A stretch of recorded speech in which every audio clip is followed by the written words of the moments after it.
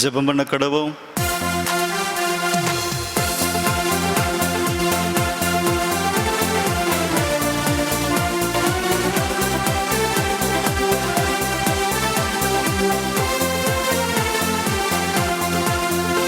அலங்கார வாசலாலே பிரவேசிக்க வந்து நிற்கிறோம்.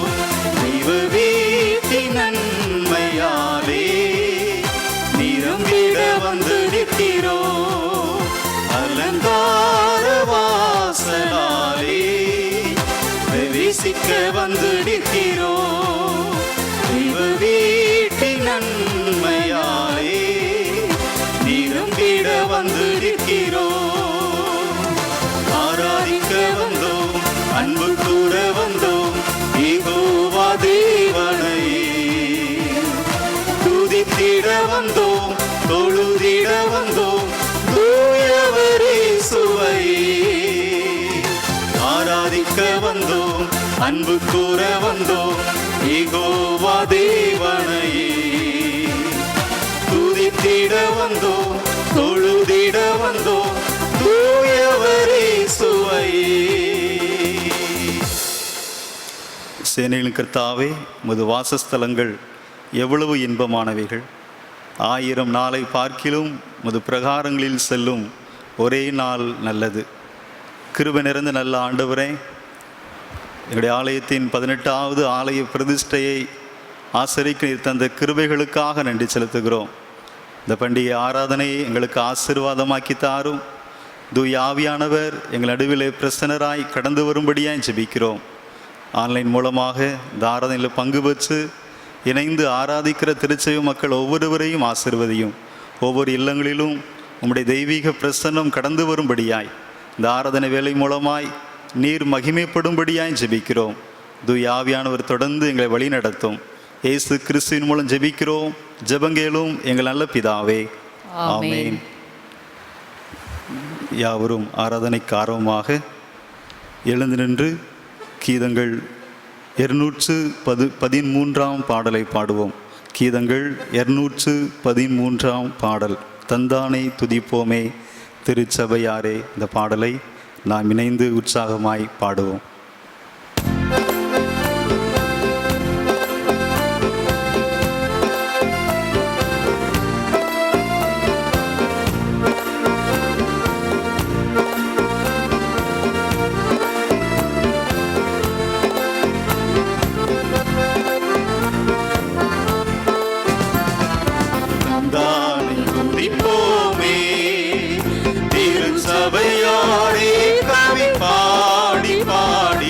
தந்தானை துதிப்போமே, விந்தையாய் நமக்கணந்த நந்த மோனவில்ல கரியதோ நன்மை மிக மிக. விந்தையாய் நமக்கணந்த நந்த மோனவில்ல கரியதோ நன்மை மிக மிக. தந்தானை துதிப்போமே.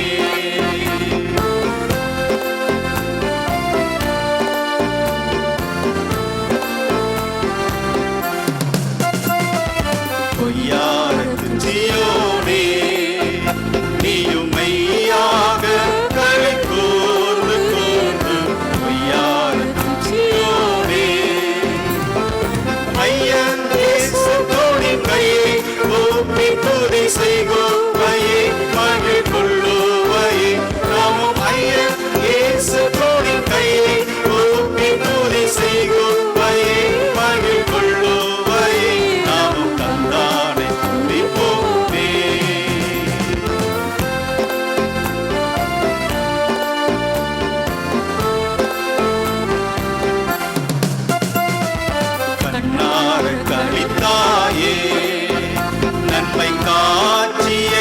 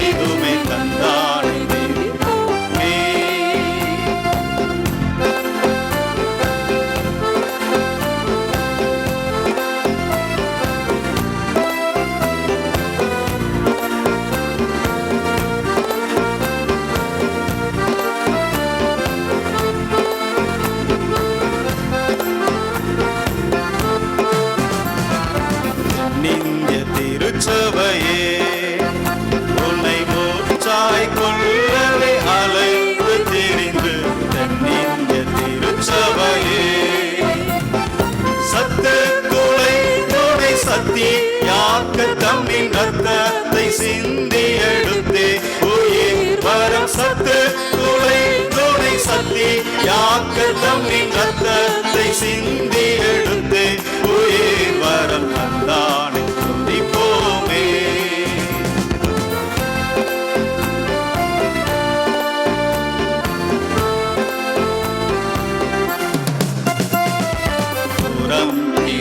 சீயோனே உன்னை தூக்கி எடுத்து கரத்தினில் ஏந்தி தூரம் தீர்ந்த சீயோனே ஆரங்கள் போட்டி அலங்கரித்து நினையத்தன் மனவாட்டியாக்கினது என்னை ஆரங்கள் போட்டி அலங்கரித்து நினையத்தன் மனவாட்டியாக்கினது என்னை தந்தானை துதிப்போமே.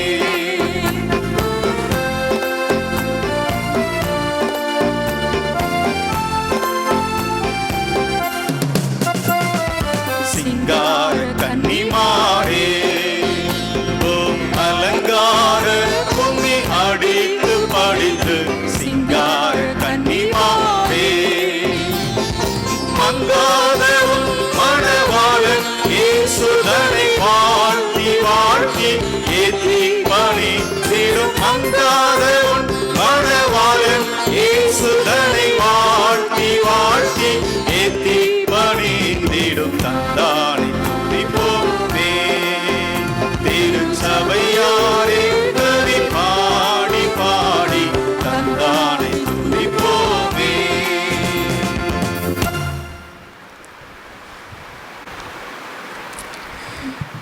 யூதாவே, உன் பண்டிகைகளை ஆசரி, உன் பொருத்தனைகளை செலுத்து. கர்த்தர் நமக்கு பெரிய காரியங்களை செய்திருக்கிறார். இது நிமித்தம் மகிழ்ந்திருக்கிறோம். கர்த்தருடைய ஆலயத்துக்கு போவோம் வாருங்கள் என்று எனக்கு அவர்கள் சொன்னபோது மகிழ்ச்சியாயிருந்தேன். எருசலேமே, உன் வாசல்களில் என் கால்கள் நிற்கலாயிற்று. எருசலேமின் சமாதானத்துக்காக வேண்டிக் கொள்ளுங்கள். உன்னை நேசிக்கிறவர்கள் சுகித்திருப்பார்களாக. உன் அலங்கத்திற்குள்ளே சமாதானமும் உன் அரண்மனைக்குள்ளே சுகமும் இருப்பதாக. ஜெபம் பண்ண கடவோம். முழங்காலில் நின்றவாறு நாம் உன்னதமான தேவனுக்கு நன்றி செலுத்துவோம்.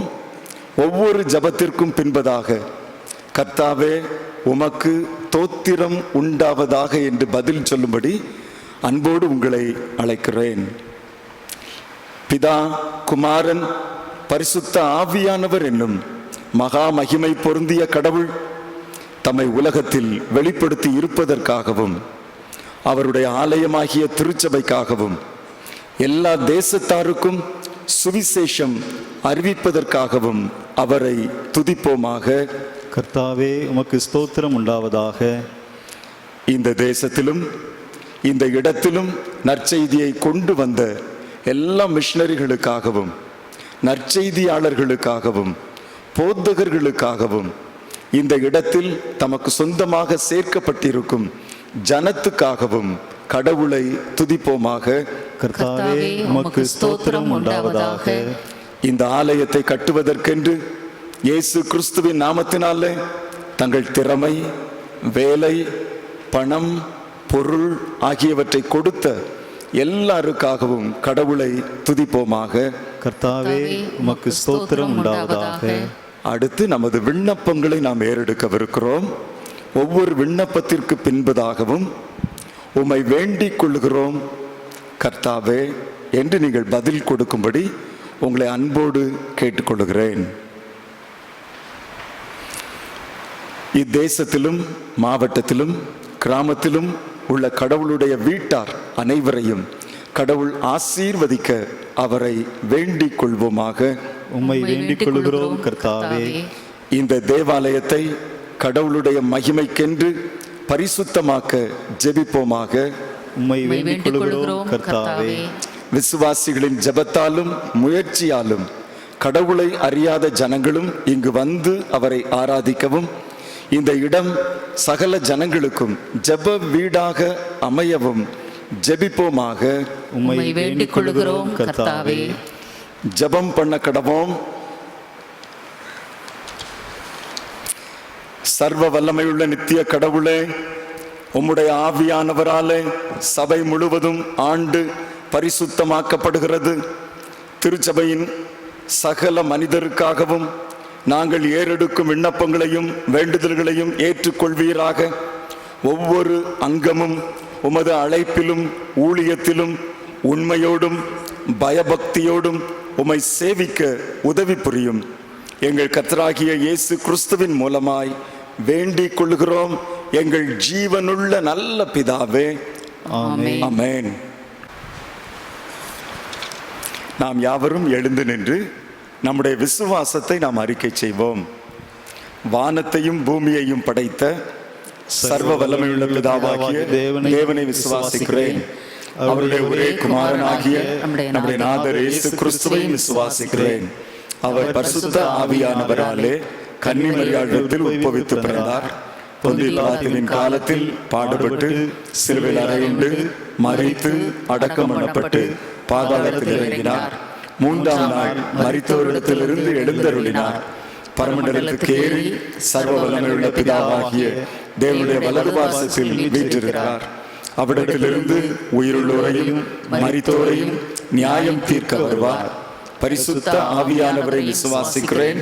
பொதுவாயிருக்கிற பரிசுத்த சபையும் பரிசுத்தவான்களுடைய ஐக்கியமும் பாவ மன்னிப்பும் சரீரம் உயிர்த்தெழுதலும் நித்திய ஜீவனும் உண்டென்று விசுவாசிக்கிறேன். ஆமென். உட்கார்ந்து கொள்ளுவோம். இப்பொழுது ஒரு சிறப்பு பாடலை நாம் கேட்கப் போகிறோம்.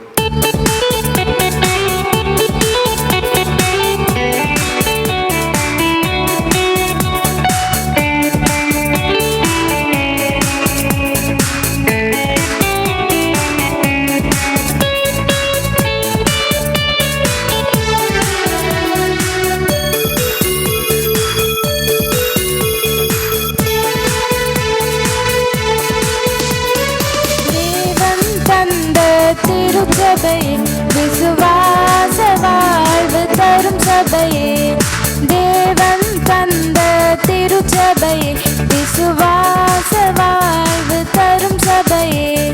மலரும் சந்தோஷம் ஒளிரும் நல்லேசம், மலரும் சந்தோஷம் ஒளிரும் நல்லேசம், என்றும் என்றும் அருளி செய்யும் தேவன் தந்த திருச்சபையே விசுவாச வாழ்வு தரும் சபையே.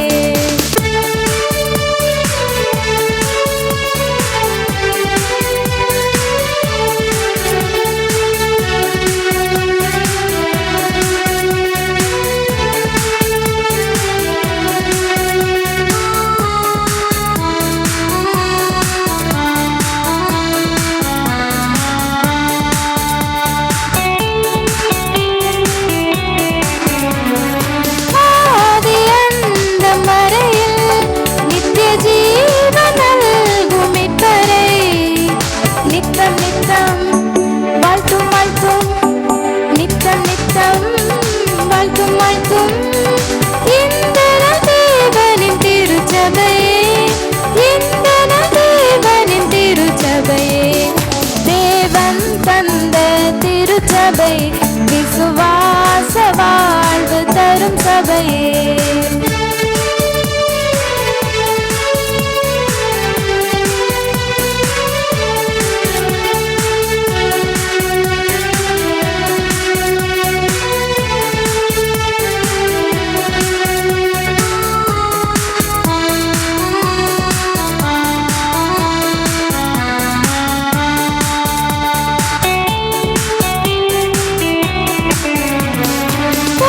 போற்றும்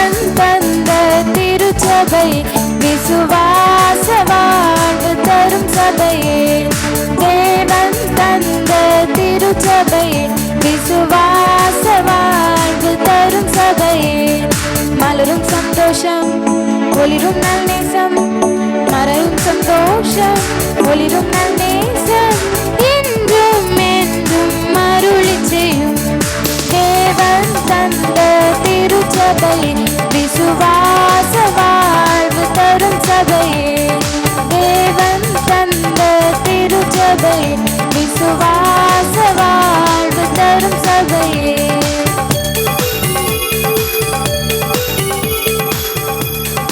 சிங்கும்படியான முதலாம் வேத பாடம் ஆகாய் தீர்க்கதரிசியின் புஸ்தகம் 2ஆம் அதிகாரம் 1ஆம் வசனம் முதல் 9ஆம் வசனம் வரை. ஆகாய் 2ஆம் அதிகாரம் 1ஆம் வசனம் முதல் 9ஆம் வசனம் வரை. 7ஆம் மாதம் 21ஆம் தேதியிலே ஆகாய் என்னும் தீர்க்கதரிசியின் மூலமாய் கர்த்தருடைய வார்த்தை உண்டாயிற்று. அவர், நீ செயல்தியேலின் குமாரனாகிய செருபாபேல் என்னும் யூதாவின் தலைவனோடும் யோசதாக்கின் குமாரனாகிய யோசுவா என்னும் பிரதான ஆசாரியனோடும் ஜனத்தில் மீதியானவர்களோடும் சொல்ல வேண்டியது என்னவென்றால், இந்த ஆலயத்தின் முந்தின மகிமையை கண்டவர்களில் உங்களுக்குள்ளே மீந்திருக்கிறவர்கள் யார்? இப்பொழுது இது உங்களுக்கு எப்படி காண்கிறது? அதற்கு இது உங்கள் பார்வையில் ஒன்றுமில்லாதது போல் காண்கிறதல்லவா? ஆனாலும் செருபாபேலே, நீ திடன்கொள் என்று கர்த்தர் சொல்லுகிறார். யோசதாக்கின் குமாரனாகிய யோசுவா என்னும் பிரதான ஆசாரியனே, நீ திடன்கொள். தேசத்தின் எல்லா ஜனங்களே, நீங்கள் திடன் கொள்ளுங்கள், வேலையை நடத்துங்கள் என்று கர்த்தர் சொல்லுகிறார். நான் உங்களுடனே இருக்கிறேன் என்று சேனைகளின் கர்த்தர் சொல்லுகிறார். நீங்கள் எகிப்திலிருந்து புறப்படுகிற போது நான் உங்களோடே உடன்படிக்கை பண்ணின வார்த்தையின்படியே என் ஆவியானவரும் உங்கள் நடுவில் நிலை கொண்டிருப்பார். பயப்படாதேயுங்கள். சேனைகளின் கர்த்தர் சொல்லுகிறார், கொஞ்ச காலத்துக்குள்ளே இன்னும் ஒரு தரம் நான் வானத்தையும் பூமியையும் சமுத்திரத்தையும் வெட்டாந்தரையையும் அசைய பண்ணுவேன். சகல ஜாதிகளையும் அசைய பண்ணுவேன். சகல ஜாதிகளாலும் விரும்பப்பட்டவர் வருவார். இந்த ஆலயத்தை மகிமையினால் நிறைய பண்ணுவேன் என்று சேனைகளின் கர்த்தர் சொல்லுகிறார். வெள்ளியும் என்னுடையது, பொன்னும் என்னுடையது என்று சேனைகளின் கர்த்தர் சொல்லுகிறார். முந்தின ஆலயத்தின் மகிமையை பார்க்கிலும் இந்த பிந்தின ஆலயத்தின் மகிமை பெரிதாயிருக்கும் என்று சேனைகளின் கர்த்தர் சொல்லுகிறார். இவ்விடத்திலே சமாதானத்தை கட்டளையிடுவேன் என்று சேனைகளின் கர்த்தர் உரைக்கிறார் என்று சொல் என்றார் என்பது. வாசிக்க வேண்டிய முதலாம் வேத பாடம் வாசித்து முடிந்தது. வாசிக்கும்படியாக தெரிந்து கொள்ளப்பட்ட 2ஆம் வேத பகுதி மத்தேயு எழுதின சுவிசேஷம் 16ஆம் அதிகாரம் 15ஆம் வசனம் முதல் 20ஆம் வசனம் முடிய. மத்தேயு 16ஆம் அதிகாரம் 15ஆம் வசனம் முதல் 20ஆம் வசனம் முடிய. அப்பொழுது அவர், நீங்கள் என்னை யார் என்று சொல்லுகிறீர்கள் என்று கேட்டார். சீமோன் பேதுரு பிரதியுத்தரமாக, நீர் ஜீவனுள்ள தேவனுடைய குமாரனாகிய கிறிஸ்து என்றான். இயேசு அவனை நோக்கி, யோனாவின் குமாரனாகிய சீமோனே, நீ பாக்கியவான். மாம்சமும் இரத்தமும் இதை உனக்கு வெளிப்படுத்தவில்லை, பரலோகத்தில் இருக்கிற என் பிதா இதை உனக்கு வெளிப்படுத்தினார். மேலும் நான் உனக்கு சொல்லுகிறேன், நீ பேதுருவாயிருக்கிறாய். இந்த கல்லின் மேல் என் சபையை கட்டுவேன், பாதாளத்தின் வாசல்கள் அதை மேற்கொள்வதில்லை. பரலோக ராஜ்யத்தின் திறவுகோல்களை நான் உனக்கு தருவேன். பூலோகத்திலே நீ கட்டுகிறது எதுவோ அது பரலோகத்திலும் கட்டப்பட்டிருக்கும், பூலோகத்திலே நீ கட்டவிழ்ப்பது எதுவோ அது பரலோகத்திலும் கட்டவிழ்க்கப்பட்டிருக்கும் என்றார். அப்பொழுது தாம் கிறிஸ்துவாகிய இயேசு என்று ஒருவருக்கும் சொல்லாதபடிக்கு தம்முடைய சீசர்களுக்கு கட்டளையிட்டார் என்பது வாசிக்கும்படியாக தெரிந்து கொள்ளப்பட்ட 2ஆம் வேத பகுதி வாசித்து ஆயிற்று.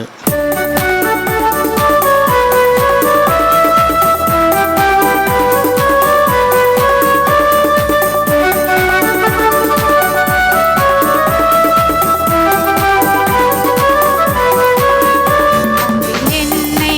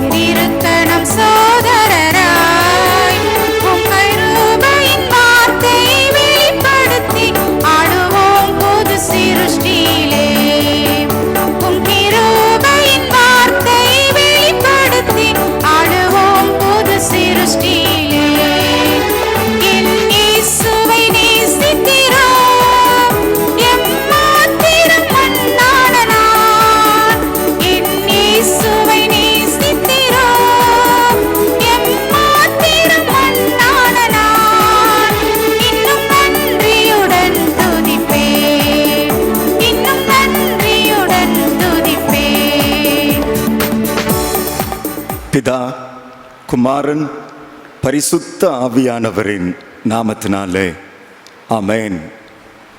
இயேசு கிறிஸ்துவின் இணையற்ற நாமத்தினாலே அகஸ்தியர்பட்டி தூய யோவான் ஆலயத்தின் 18வது பிரதிஷ்டை பண்டிகையை கொண்டாடி கொண்டிருக்கிற திருச்சபையின் மக்கள் அனைவரையும் வாழ்த்துவதிலே நான் மிகுந்த மகிழ்ச்சி அடைகிறேன்.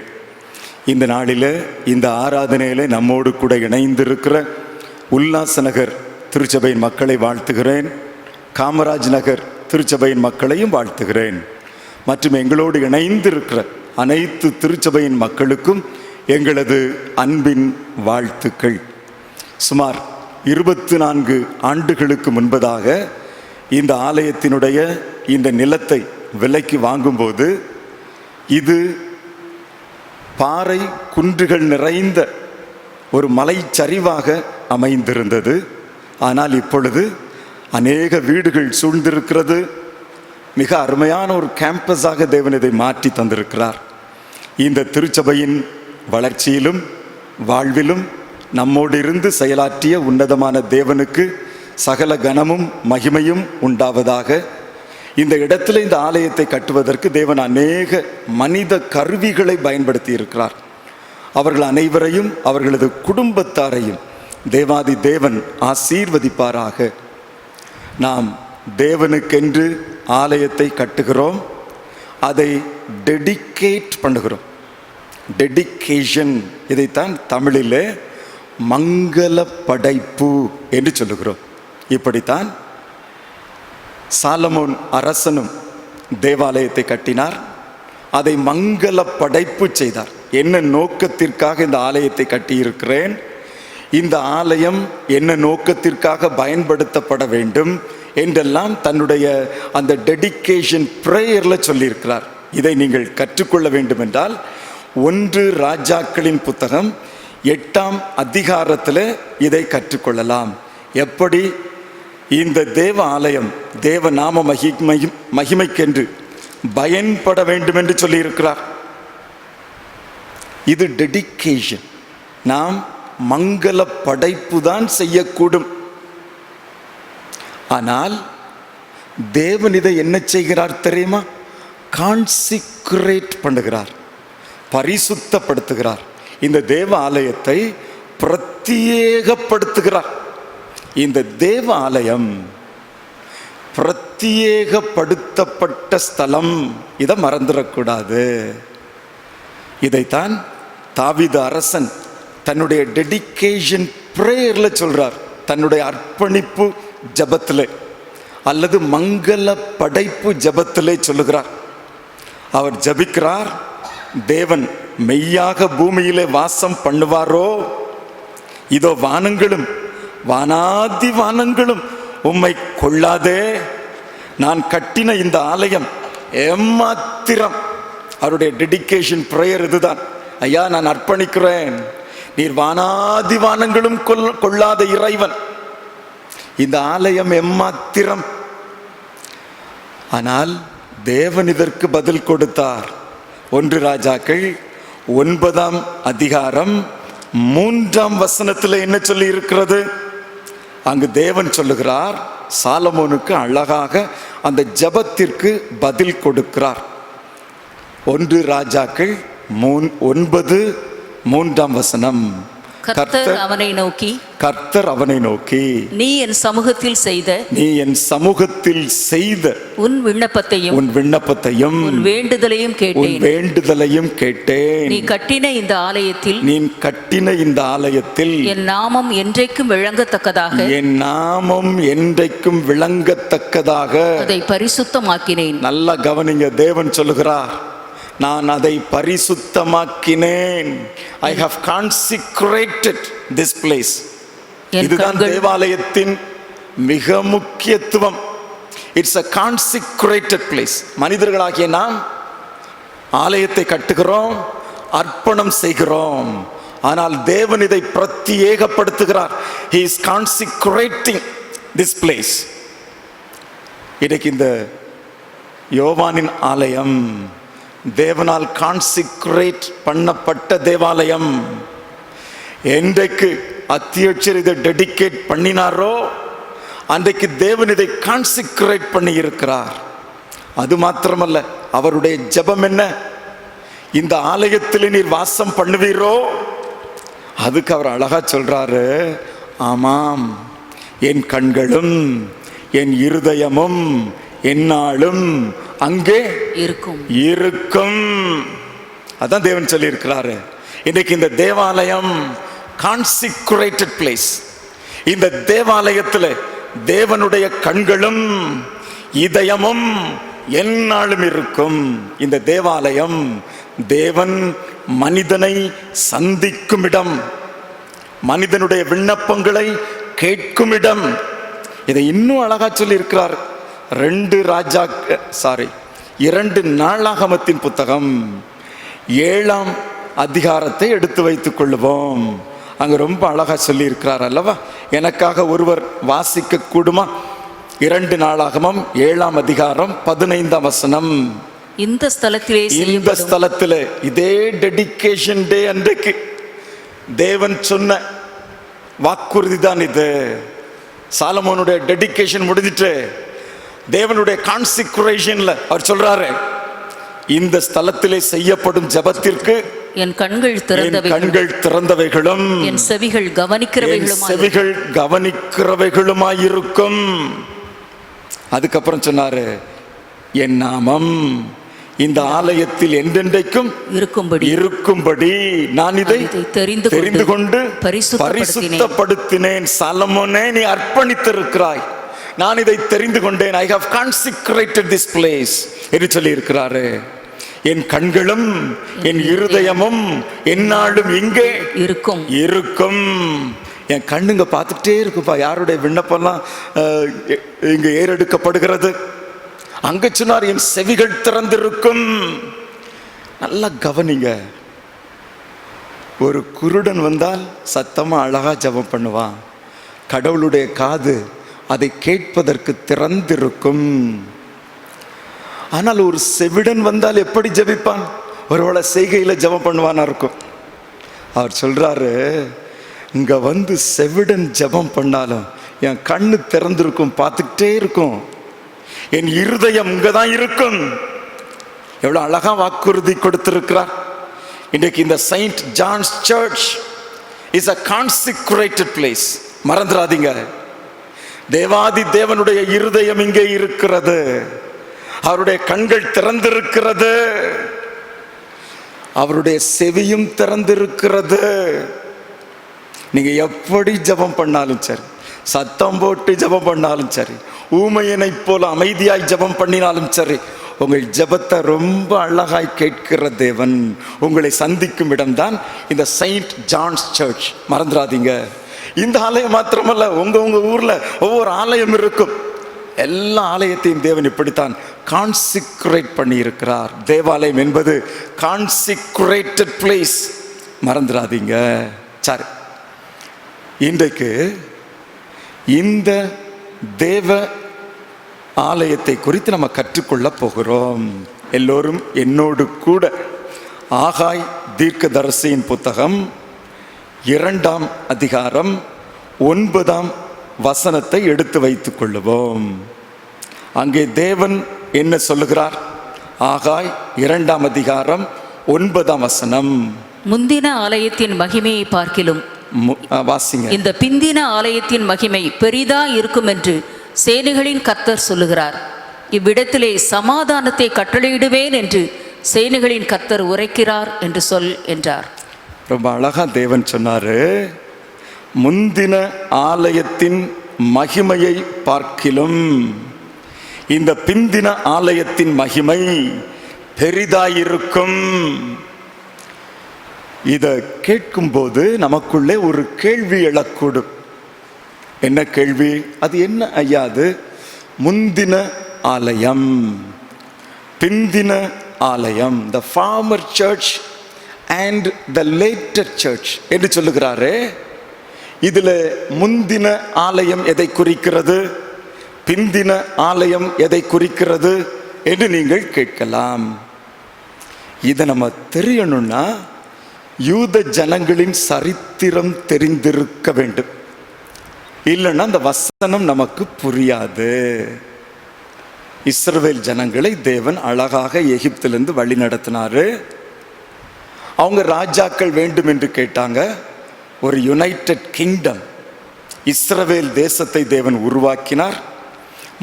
முதலாவதாக அவர்களுக்கு சவுல் என்கிற அரசனை கொடுத்தார்.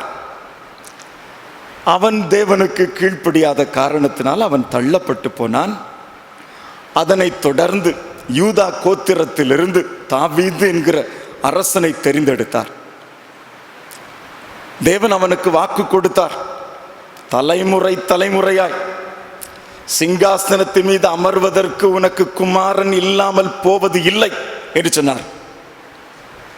அந்த வாக்குறுதியின்படி அவனுடைய குமாரன் சாலமோன் அரசனானான். ஆனால் தாவீதை போல சாலமோன் தேவனோடு அத்தனை தூரம் நெருக்கமாய் இருக்கவில்லை. எனவே அவனுக்கு பின்பதாக அந்த யுனைடெட் கிங்டம், இஸ்ரவேல் ராஜ்யம் இரண்டாக பிரிந்து விட்டது. ஒன்று வடக்கு தேசம், இஸ்ரவேல் தேசம் என்றும், மற்றொன்று தெற்கு தேசம், யூதா தேசம் என்றும் மாறிவிட்டது. இஸ்ரவேல் தேசத்திற்கு தேவன் யெரொபெயாம் என்கிற ஒரு அரசனை ஏற்படுத்தினார்.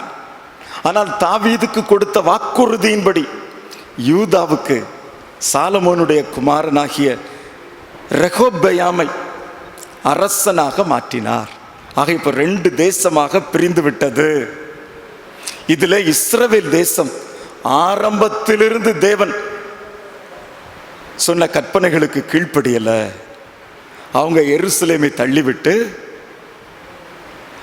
அவர்கள் உன்னதமான தேவனை விட்டு விலகி விக்கிரக வணக்கங்களுக்கு ஆளான போது தேவன் அவர்களை அசீரியருடைய கையிலே ஒப்பு கொடுத்தார். எனவே இஸ்ரவேல் தேசம் அழிக்கப்பட்டது. அசீரியர்களுக்கு அவர்கள் அடிமைகளாக போய்விட்டார்கள். யூதா தேசம் அதன் பின்பதாகவும் ஒரு 230 ஆண்டுகள் சிறப்பாய் செயலாற்றியது. தேவன் இந்த யூதா மக்களுக்கு சொன்னார், இஸ்ரவேல் தேசத்தை பாருங்கள் என்று எச்சரித்தார். ஆனால் இந்த யூதா தேசமும் தேவனுக்கு துரோகம் பண்ணியது. எனவே தேவன் என்ன செய்தார் தெரியுமா?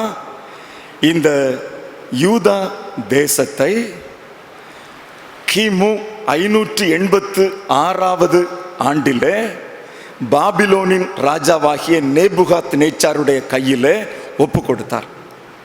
இந்த நேபுகாத் நேச்சார் யூதா தேசத்தின் மீது படையெடுத்து வந்தார். யூத ஜனங்களை எல்லாம் அடிமைப்படுத்தினார். அங்கே இருந்த துரைமார்கள், ராஜபுத்திரர்கள், சிறந்த தொழிலாளர்கள் எல்லோரையும் அடிமைப்படுத்தி பாபிலோனுக்கு கொண்டு போய்விட்டார்.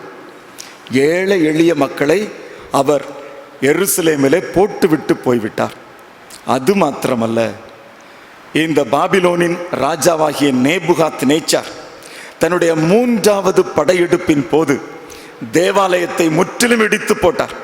அதிலிருந்த பெரிதும் சிறிதுமான எல்லா பனிமூட்டுகளையும் எடுத்துக்கொண்டு போய்விட்டார். தேவாலயம் இடிக்கப்பட்டது. யூத ஜனங்கள் அடிமைகளாக கொண்டு போகப்பட்டவர்கள் கேபார் ஆற்றங்கரையிலே அவர்கள் அடிமைகளாக இருந்தார்கள். நம்முடைய தேவன் ரொம்ப நல்ல தேவன். அவர் என்ன பண்ணாரு? என் ஜனங்கள் அடிமைகளாக இருந்த போதிலும் இந்த ஜனங்களை நான் மீட்டு கொள்ளப் போகிறேன். எனவே இந்த ஜனங்கள் ஆயத்தப்பட வேண்டும் என்பதற்காக 3 தீர்க்கதரிசிகளை 3 இடத்துல வைத்தார். எரேமியா என்கிற தீர்க்கதரிசியை எருசலேமிலே வைத்தார், ஊழியம் செய்ய வேண்டும் என்று. எசேக்கியேல் என்னும் தீர்க்கதரிசியை அந்த கேபார் ஆற்றண்டையில் வைத்து விட்டார். அந்த அடிமைத்தனத்தில் இருக்கிற மக்களுடைய அந்த கூட்டத்தில் ரெஃப்யூஜி கேம்ப்ல கொண்டு வச்சிட்டாரு, அங்கே இருந்து ஊழியம் செய்ய வேண்டும் என்று. தானியேல் என்று ஒரு தீர்க்கதரிசி இருந்தார், அவரை ராஜா அரசாங்கத்தில் அரண்மனையில் வச்சிட்டார். 3 இடங்களை அழகா வைத்தாரு. தேவன் தம்முடைய ஜனங்களை பாவத்து நிமித்தம் அடிமைத்தனத்திற்கு சிறைப்பட்டு போக பண்ணும்படி செய்தாலும் ஜனங்களை குறித்த கரிசனை உள்ள தேவன் அவர்களை மீட்டுக் கொள்ள வேண்டும் என்பதற்காக தம்முடைய ஊழியர்களை ஆங்காங்கே வைத்திருந்தார். இந்த காலகட்டத்தில் தான் பாபிலோனின் ராஜாவாகிய நேபுகாத்நேச்சார் அல்லது அவனுடைய பரம்பரை, கல்தேயருடைய பரம்பரை தோற்கடிக்கப்பட்டது. இந்த பாபிலோனின் மீது மேதிய பாரசீக மன்னர்கள் படையெடுத்து வந்தார்கள். இந்த கல்தேயரின் ஆட்சியை முடிவுக்கு கொண்டு வந்து விட்டார்கள். எனவே இந்த மேதிய பாரசீக மன்னர்கள் பாபிலோனின் அரசர்களாக மாறிவிட்டார்கள். இப்பொழுது பாபிலோனிலே அடிமைகளாய் இருக்கிற யூதர்கள் மேதிய பாரசீக மன்னர்களுடைய ஆளுகையின் கீழ் வந்து விட்டார்கள். இதுல கோரேஸ் என்கிற மன்னனை குறித்து ஏற்கனவே 200 ஆண்டுகளுக்கு முன்பதாக தேவன் சொல்லி வைத்திருந்தார். என் தாசனாகிய கோரேஸ் அவன் முன்னே சென்று கோணலானவைகளை நேராக்குவான் என்றெல்லாம் சொன்னார். ஏசாயா தீர்க்கதரிசியின் புத்தகத்திலே நாம் கற்றுக்கொள்ளுகிறோம். அதன் அடிப்படையில் இப்போ தானியேல் அரண்மனையில் இருக்கிறார். அவர் இந்த கோரேஸோடு பேசி இருக்க வேண்டும். ஏசாயா தீர்க்கதரிசியின் மூலமாக எழுதப்பட்ட இந்த தீர்க்க தரிசனத்தை காட்டி இருக்க வேண்டும். ஐயா, நீங்க பிறப்பதற்கு 200 வருஷத்துக்கு முன்னால இதோ ஏசாயா என்கிற இந்த தீர்க்கன் உங்களை குறித்து எழுதி வச்சிருக்கிறாரே என்று சொல்லி இருக்க வேண்டும். இதை பார்த்த உடனே அந்த மேதிய பாரசீக மன்னனாகிய அந்த கோரேஸ் ஆச்சரியம் அடைந்தார். உடனே ஒரு கட்டளை கொடுத்தான். என்ன கட்டளை தெரியுமா? இங்க யாரெல்லாம் இருக்கிறீங்களோ அவங்க எல்லாரும் உங்களுடைய தேசத்திற்கு திரும்பலாம். யூத ஜனங்களுக்கு அவர் கொடுத்த கட்டளை. யாராவது ஒருவர் எனக்காக வாசிக்கலாமா? 2 நாளாகமம் 36 22 வசனம் 23 வசனம். 2 நாளாகமம் 36 22 நானே வாசிக்கிறேன். எரேமியாவின் வாயினாலே கர்த்தர் சொன்ன வார்த்தை நிறைவேறும்படி பெர்சியாவின் ராஜாவாகிய கோரேசின் 1ஆம் வருஷத்திலே கர்த்தர் பெர்சியாவின் ராஜாவாகிய கோரேசின் ஆவியை ஏவினதினாலே அவன் பரலோகத்தின் தேவனாகிய கர்த்தர் பூமியில் ராஜ்யங்களை எல்லாம் எனக்கு தந்தருளி யூதாவில் உள்ள எருசலேமிலே தமக்கு ஆலயத்தை கட்டுவிக்கும்படி எனக்கு கட்டளையிட்டு இருக்கிறார். கோரேஸ் சொல்றாரு. அந்த ஏசாயா தீர்க்கதரிசியின் புத்தகத்தை தான் அவர் படிச்சிருக்கணும். தானியேல் தான் அவருக்கு காட்டி இருக்கணும். அவர் சொல்றாரு, ஆலயத்தை கட்டும்படி தேவன் எனக்கு கட்டளை கொடுத்திருக்கிறார். அவருடைய ஜனங்கள் எல்லோரிலும் எவன் உங்களுக்குள் இருக்கிறானோ அவன் போகட்டும், அவனுடைய தேவனாகிய கர்த்தர் அவனோடு இருப்பாராக என்று பெர்சியாவின் ராஜாவாகிய கோரேஸ் அறிவிக்கிறார் என்று தன் ராஜ்யம் எங்கும் எழுதி அனுப்பி விளம்பரம் பண்ணினான். ஆக பாபிலோன்ல அடிமையா கிடந்த யூத ஜனங்கள் விடுவிக்கப்பட்டு இவங்க தேவாலயத்தை கட்டும்படி எருசலேமுக்கு அனுப்பப்படுகிறார்கள். முதல் கூட்டம் செருபாபேலுடைய தலைமையில் வந்தது. 50,000 மக்கள் அவனோடு கூட வந்தாங்க. 2வது கூட்டம் எஸ்ராவின் தலைமையிலே வந்தது. 3வது கூட்டம் நெகேமியாவின் தலைமையிலே வந்தது. இந்த செருபாபேல் இங்க வந்துட்டாரு ஆலயத்தை கட்டுவதற்காக. ஏனென்றால் கோரேஸ் சொன்னாரு, தமது ஆலயத்தை கட்டுவிக்கும்படி எனக்கு கட்டளையிட்டு இருக்கிறார். எனவே கோவிலை கட்டுறதுக்காக செருபாபேல் தலைமையில மக்கள் கூட்டம் வந்து விட்டது. அவங்க கட்டுறதுக்கு பொருளாதாரம் வேணும். இவர் கட்டளை கொடுத்திருந்தார் எல்லாம் ராஜா சமூகத்திலிருந்து போகட்டும் என்று. ஆனா பல தடைகள். போய் அவங்க 2 வருஷமா கோவிலை கட்டலை. அந்த நேரத்தில் தான் ஆகாய் என்னும் தீர்க்கதரிசி எழுந்தார். எழுந்து இந்த ஆலயத்தை கட்டுவதற்கு ஊக்கப்படுத்துகிறார். அவர் சொன்ன வாசகம்தான், முந்தின ஆலயத்தின் மகிமையை பார்க்கிலும் செருபாபேலே நீ கட்டப்போகிற இந்த பிந்தின ஆலயம் பெரிதாயிருக்கும். முந்தின ஆலயம் என்பது சாலமோன் அரசனால் கட்டப்பட்டது. பிரம்மாண்டமான ஆலயம். கேதுரு மரத்தினாலானது. அது மாத்திரமல்ல, அது எங்கும் தங்க தகடுகள் பொருத்தப்பட்டது. அது மிக மகிமையானது ஒரு ஆலயம். ஆனால் இப்போ செருபாபேல் கட்டப்போகிற ஆலயம் அந்த மகத்துவமான ஆலயத்தோடு ஒப்பிடப்பட முடியாது. ஆனால் தேவன் சொல்லுகிறார், செருபாபேலே நீ தயங்காதே, அந்த முந்தின ஆலயத்தின் மகிமையை பார்க்கிலும் தங்க தகடுகளும் கேதுரு மரங்களும் பொருத்தப்பட்ட அந்த ஆலயத்தின் மகிமையை பார்க்கிலும் நீ கட்டப்போகிறாயே, இந்த ஆலயத்தின் மகிமை பெரிதாயிருக்கும். எனக்கு இதை படிக்கும்போது ஆச்சரியமாக இருந்தது. சாலமோன் கட்டின ஆலயம் பிரம்மாண்டமானது. கிட்டத்தட்ட அதனுடைய வளாகம் 1 கிலோமீட்டர் விஸ்தீரணம் உள்ளது. ஆனால் தேவன் எப்படி இந்த செருபாபேல் கட்டுகிற இந்த பிந்தின ஆலயத்தை குறித்து மகிமையானது என்று சொல்லுகிறார்? ஒரு நாள் இரவில் நான் இதை யோசித்து கொண்டே படுத்திருந்தேன். இது எப்படி? அப்போ திடீரென்று எனக்குள்ள தேவன் சில சிந்தனைகளை கொடுத்தார். உடனடியாக நான் எழுந்து அந்த சிந்தனைகளை எழுதி கொண்டேன். அதைத்தான் உங்களோடு கூட இப்பொழுது பகிர்ந்து கொள்ள விரும்புகிறேன். இந்த பிந்தின ஆலயம் எப்படி மகிமையானது என்று தேவன் சொல்லுகிறார்? நீங்க படிச்சீங்கன்னா, முந்தின ஆலயம் செல்வ செழிப்பிலே கட்டப்பட்டது. யாராவது ஒருவர் எனக்காக வாசிக்க கூடுமா? 1 நாளாகமம் 22ஆம் அதிகாரம் 14ஆம் 15ஆம் 16ஆம் வசனங்கள். இது தாவீதுடைய வார்த்தை. ஆலயத்தை கட்டுவதற்கென்று அவர் எவ்வளவு செல்வத்தை சேர்த்து வச்சார் பாருங்க. சீக்கிரமா யாராவது வாசியுங்கள். இதோ நான் என் சிறுமையிலே கர்த்தருடைய ஆலயத்திற்காக, இதோ என் சிறுமையிலே நான் கர்த்தருடைய ஆலயத்திற்காக 1,00,000 தாலந்து பொன்னையும் 1,00,000 தாலந்து பொன்னையும் 10,00,000 தாலந்து வெள்ளியையும் 10,00,000 தாலந்து வெள்ளியையும் நிறுத்த முடியாத திரளான வெண்கலத்தையும் இரும்பையும் சவதரித்தும் மரங்களையும் கற்களையும் சவதரித்தும் வைத்தேன். நீ இன்னும் அவைகளுக்கு அதிகமாய் சவதரிப்பாய். நீ இன்னும் சேப்பப்பா. அவர் சொல்றாரு, தங்கம் இருக்குது, வெள்ளி இருக்குது, மரம் இருக்குது, செல்வ செழிப்பு. ராஜாங்கத்தின் கஜனாவில் இருந்து, ட்ரெஷரியில இருந்து ஆலயம் கட்டப்படுகிறது. செல்வ செழிப்பு. இன்னும் வாசித்து பாருங்க. அதுக்கு 29ஆம் அதிகாரம் 2ஆம் 3ஆம் வசனம் என்ன சொல்லியிருக்குது? 29, 1 நாளாகமம் 29. நான் என்னாலே இயன்ற மட்டும் என் தேவனுடைய ஆலயத்துக்கென்று பொன் வேலைக்கு பொன்னையும், வெள்ளி வேலைக்கு பொன்னையும், வெள்ளி வேலைக்கு வெள்ளியையும், வெண்கல வேலைக்கு வெண்கலத்தையும், இரும்பு வேலைக்கு இரும்பையும், மர வேலைக்கு மரத்தையும், பதிக்கப்படத்தக்க காந்தியுள்ள கற்களையும், பல வர்ண கற்களையும், விலையேறப்பட்ட சகலவித ரத்தினங்களையும், வெண்கற்பாலங்களையும், கோமேதகம் முதலிய கற்களையும் ஏராளமாக சவதரித்தேன்.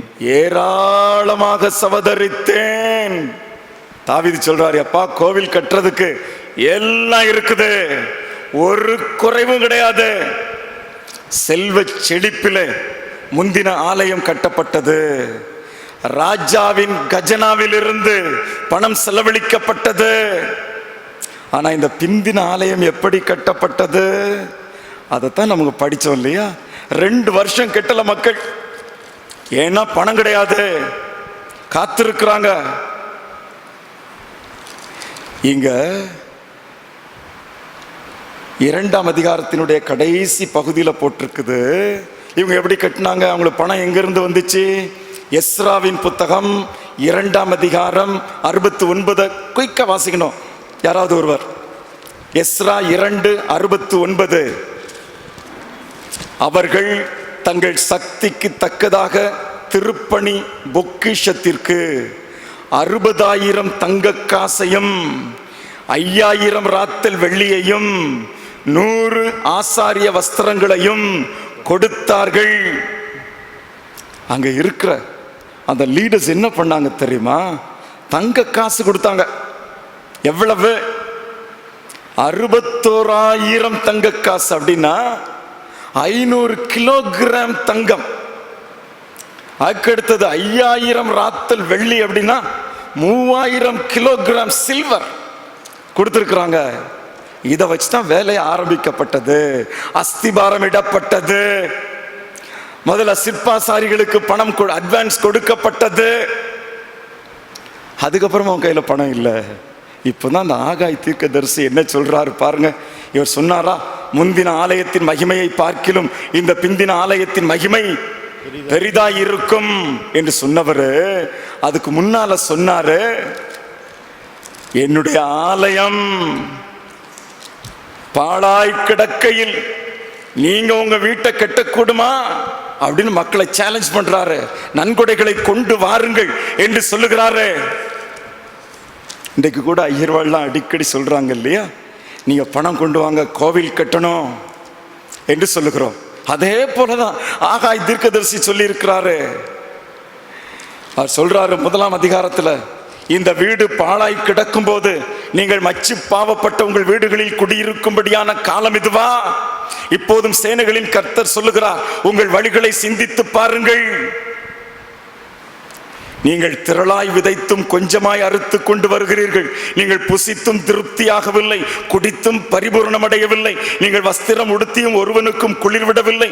கூலியை சம்பாதிக்கிறவன் பொத்தலான பையிலே போடுகிறவனாய் அதை சம்பாதிக்கிறான். உங்கள் வழிகளை சிந்தித்து பாருங்கள். நீங்க கோவில் கட்ட காணிக்கைகளை கொண்டு வாருங்கள் என்று அவர் அவங்கள என்கரேஜ் பண்றாரு. காரணம், அவன் கையில பணம் இல்லை. ஆனா முந்தின ஆலயம் செல்வ செழிப்பிலே கட்டப்பட்டது. பிந்தின ஆலயம் இந்த மக்கள் கொடுத்த நன்கொடை. ராஜா சொல்லிட்டார், கஜனாவில இருந்து கொடுங்க பாட்டு. ராஜா கொடுத்தாலும் கீழே இருக்கிறவன் கொடுக்கணுமே. 6ஆம் அதிகாரம் 4ஆம் வசனத்துக்கு அப்புறம் தான் அவங்களுக்கு ராஜ கொடுக்கக்கூடிய பணம் கிடைத்திருக்கிறது. அது வரைக்கும் இவங்களுக்கு பாடு, பணமே கிடையாது. அவங்க தேவையின் மத்தியில் கட்டப்பட்டாங்க. இன்றைக்கு செல்வ செழிப்பில் கட்டப்பட்ட அந்த சாலமோனுடைய ஆலயத்தை காட்டிலும் பணமே இல்லாம தேவைகளின் மத்தியில கட்டப்படுகிறீங்களே. செருபாபேலே, நீ கட்டுகிறாயே, இந்த ஆலயத்தின் மகிமை பெரிதாயிருக்கும் என்று சேனைகளின் கர்த்தர் சொல்லுகிறார். இன்றைக்கு தேவைகளின் மத்தியில தான் ஆலயங்கள் எல்லாம் கட்டப்படுகிறது. எங்க பார்த்தாலும் ஆலயம் கட்டுறோம், டொனேஷன் கொடுங்க, காணிக்க கொடுங்க கேட்குறாங்க. தேவை தேவை தேவை. இந்த ஆலயத்தை கட்டுறதுக்கு எத்தனை வருஷம் ஆச்சு தெரியுமா? 20 ஆண்டுகள் தேவை. 20 ஆண்டுகள் கழிச்சு தான் வேலையை முடிச்சாங்க. இவங்க இந்த வேலையை ஆரம்பித்த வருடம் 536. இந்த கோயிலுடைய முழு வேலையை முடித்த வருடம் கிமு 516. 20 ஆண்டுகள் கட்டி இருக்கிறாங்க. தேவைகளின் மத்தியிலே கட்டப்பட்டது. இன்றைக்கு நம்முடைய உலக சமுதாயமே தேவையின் மத்தியில் இருக்குது இல்லையா? கொரோனா கொரோனா கொரோனா, எல்லா வீடுகளுக்குள்ள அடைபட்டு கிடக்கிறோம். நேற்று எங்கள் வீட்டுக்கு பால் கொண்டு வருகிற பால்காரர் அழகா சொன்னார், ஐயா இந்த அகஸ்தியர் பட்டியில் பரவாயில்ல, மக்களுக்கு ஓரளவு சாப்பிடுவதற்கு உணவு இருக்கிறது. நான் பால் எடுப்பதற்காக கிராமத்திற்குள் போகிறேன், ரொம்ப பரிதாபம் ஐயா, அந்த மக்களுக்கு சாப்பிட்றதுக்கு ஒன்றும் இல்லை. அவங்க சொல்கிறாங்க, ஒரு மிளகாயை கடித்து கொண்டு கஞ்சை குடித்து கொண்டு இருக்கிறோம், சாப்பிட்றதுக்கு வழி இல்லை. அன்றாடம் கூலிக்கு போகிறவங்க, பணம் இல்லை, அவங்க தேவையின் மத்தியில் கட்டப்படுகிறாங்க. இன்றைக்கு தேவாலயம் என்று சொல்லும்போது திருச்சபையை அது குறிக்கிறது. தேவாலயம் என்று சொல்லும்போது உங்களது குடும்ப வாழ்வை குறிக்கிறது. உங்களது குடும்பம் ஒரு தேவாலயம், உங்க வீடு ஒரு தேவாலயம், மறந்துடாதீங்க. நீங்களே அந்த ஆலயம். ஒவ்வொரு கிறிஸ்தவனும் ஒவ்வொரு ஆலயம். இன்றைக்கு நீங்க தேவைகளின் மத்தியில் கட்டப்பட்டிருக்கிறீங்களோ? ஐயா எங்கும் ஊரடங்கு, சாப்பிட்றதுக்கு வழி இல்லை, என் கையில் இருந்த பணமெல்லாம் போச்சு, பாவமா இருக்குதா? அன்றைக்கி நான் கடையில் நின்று கொண்டு இருக்கிறேன். ஒரு அம்மா கொஞ்சம் கையில் பணம் கொண்டு வந்தாங்க. கடைக்காரர்கிட்ட சுரக்காய் எவ்வளவுன்னு கேட்குறாங்க. 35 ரூபாமா என்று சொன்னார். உடனே அந்த அம்மா சொன்னாங்க, எனக்கு பாதி வெட்டி கொடுப்பா. கடைக்காரர் சொன்னார், அப்படி கொடுத்தால் எனக்கு வீணாகிவிடும், அப்படி கொடுக்க முடியாது. இந்த அம்மா கையில் இருக்கிற காசை திறந்து பார்த்தாங்க. அவன் கையில் கொஞ்சம்தான் பணம் இருக்குது. திரும்பவும் கேட்டாங்க, இதில் எனக்கு பாதி கொடுக்க முடியுமா? கொடுக்க முடியாதுன்னு கடைக்காரர் சொல்லிட்டாங்க. பாவம் போல் நான் பார்த்து கொண்டு நிற்கிறேன். அந்த அம்மா கடையை விட்டு திரும்பி போயிட்டாங்க. அந்த ஒரு சுரக்காயை 35 ரூபா கொடுத்து வாங்குறதுக்கு அவங்க கையில் பணம் இல்லை. இன்றைக்கு ஊரடங்கு, வேலைக்கு போக முடியல. நீங்கள் நெருக்கத்தின் மத்தியில் கட்டப்பட்டிருக்கிறீங்களோ, அல்லது நீங்கள் தேவைகளின் மத்தியில் கட்டப்பட்டிருக்கிறீங்களோ, உங்கள் கையில் பணம் இல்லையோ, கவலைப்படாதிருங்க. இந்த தேவைகளின் மத்தியிலே கட்டப்படுகிற உங்களது குடும்பம் தேவ நாம மகிமைக்கென்று கட்டப்படும். ஐயோ, இந்த பண்டிகை நாளில் கூட ஒரு கறி எடுத்து சாப்பிடுறதுக்கு வழி இல்லையே என்று ஏக்கம் கொள்ளுகிற குடும்பங்கள் உண்டு. ஒரு சந்தோஷமா இருக்க முடியலையே என்று பெருமூச்சடைகிற மக்கள் உண்டு. கவலைப்படாதிருங்க. முந்தின ஆலயத்தின் மகிமையை பார்க்கிலும் இன்றைக்கு தேவைகளின் மத்தியில வீடுகளுக்குள்ளே அடங்கி கிடக்குறீங்களே, இந்த பிந்தின ஆலயத்தின் மகிமை பெரிதா இருக்கும் என்று சேனைகளின் கர்த்தர் சொல்லுகிறார். மறந்துடாதீங்க. இரண்டாவதாக, முதலாவது சொன்னேன், முந்தின ஆலயம் செல்வ செழிப்புல கட்டப்பட்டது. இரண்டாவது ஆலயம் தேவையின் மத்தியில கட்டப்பட்டது. அவன் கையில பணம் இல்லை. ஆனா தேவன் சொன்னார், இந்த ஆலயத்தின் மகிமை பெரிதா இருக்கும். பாம்பே பட்டணத்துல ஒரு கோவில்ல என்னை ஆராதனை நடத்தும்படி அழைத்திருந்தாங்க, பிரசங்கம் செய்யும்படி. எனக்கு ரொம்ப ஆச்சரியம். அந்த கோவில்ல அப்படி ஒரு தெய்வ பிரசன்னம். முடிஞ்ச உடனே அந்த மக்கள் என்கிட்ட பேசினாங்க. ஒரு அம்மா சொன்னாங்க, ஐயா, இந்த கோயிலை கட்டிட்டோம், மழை வந்துட்டு பாம்பேல, என்ன செய்யன்னு தெரியல. என் தாலி கொடியை வித்து தான் இந்த கூரையை போட்டோம் ஐயா.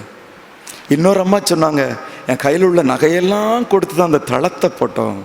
அந்த தேவ ஆலயத்தில் அப்படி ஒரு தெய்வ பிரசன்னம். இன்னைக்கு தேவைகளின் மத்தியில் இருக்கிற உங்களது திருச்சபை, உங்களது குடும்பம், உங்களது வாழ்வு முந்தின ஆலயத்தின் மகிமையை பார்க்கிலும் பிந்தின ஆலயத்தின் மகிமை பெரிதா இருக்கும் என்று சேனைகளின் கர்த்தர் சொல்லுகிறார். இரண்டாவதாக, இது எப்படிப்பட்ட நிலையில கட்டப்பட்டது? முந்தின ஆலயம் சுதந்திரமான காலகட்டத்திலே கட்டப்பட்டது. எடுத்து வாசித்து பார்க்குறீங்களா? அங்கே சொல்லி இருக்குது பாருங்க. முந்தின ஆலயம் 1 ராஜாக்களின் புத்தகம் 5ஆம் அதிகாரம் 4ஆம் வசனம். 1 ராஜாக்களின் புத்தகம் 5ஆம் அதிகாரம் 4ஆம் வசனம் வாசிங்க. ஆனாலும் இப்பொழுதோ என் தேவனாகிய கர்த்தர் எங்கும் எனக்கு இளைப்பாறுதலை கட்டளையிட்டு இருக்கிறார். விரோதியும் இல்லை, இடையூறும் இல்லை. சாலமோன் ராஜா சொல்றாரு, அப்பா எங்கும் அமைதி. எங்க அப்பா சண்டை போட்டாரு, எல்லா ராஜ்யங்களையும் பிடிச்சு கொண்டாரு, இப்ப எனக்கு எதிராக நிக்கிற ஆள் கிடையாது, சமாதானம். இந்த முந்தின ஆலயம் சமாதானத்தின் காலத்திலே கட்டப்பட்டது, சுதந்திரமான காலத்திலே கட்டப்பட்டது. ஆனா பிந்தின ஆலயம் எப்படி கட்டப்பட்டது? எஸ்ரா 4:4 வாசிங்க துரிதமாய். எஸ்ரா 4:4. அத்தேசத்து ஜனங்கள் எங்கள் கைகளை தளர பண்ணி, வாசிங்க. அதனால் அந்த தேசத்து ஜனங்கள் யூதா ஜனத்தின் கைகளை தளர பண்ணி கட்டாதபடிக்கு அவர்களை சங்கடப்படுத்தி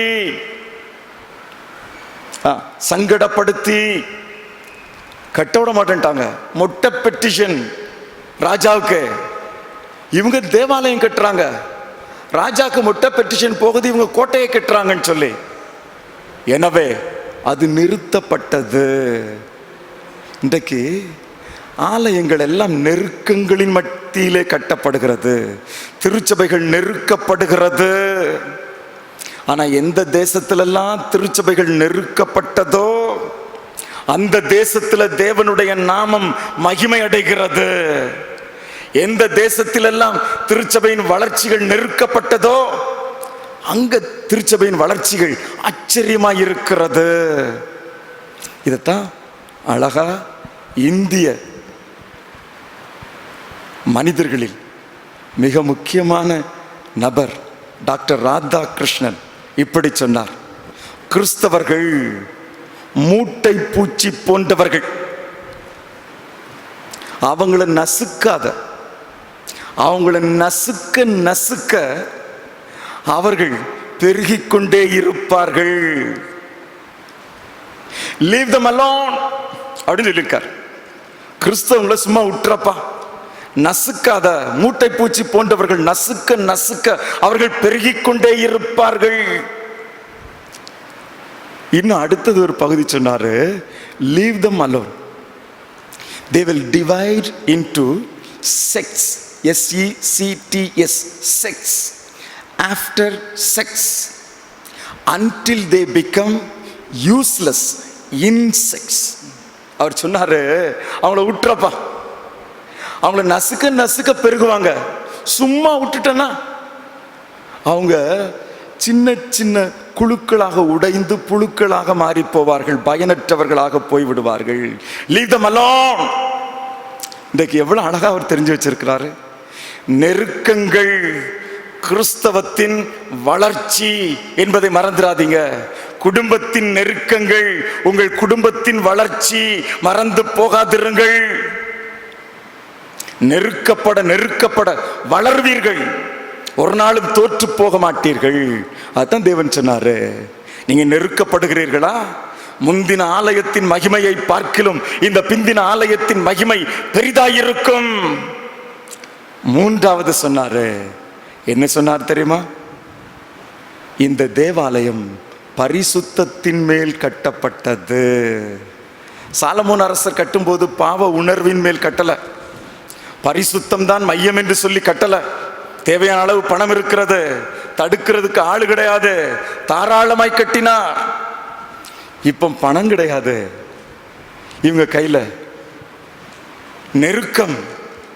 ஒவ்வொரு நாளும் கடவுளை எதிர்பார்த்து எதிர்பார்த்து கட்டினாங்க. இன்னைக்கு நெருக்கம் வரும்போது தான் கடவுளை எதிர்பார்ப்போம். தேவன் சொல்றாரு, முந்தின ஆலயத்தின் மகிமையை பார்க்கிலும் பிந்தின ஆலயத்தின் மகிமை பெரிதாயிருக்கும். மூன்றாவது ஒரு குறிப்பை படித்து விடுவோமா? இந்த பிந்தின ஆலயம் பரிசுத்தத்தின் மேல் கட்டப்பட்டது. எஸ்ரா 3:12 வாசிங்க.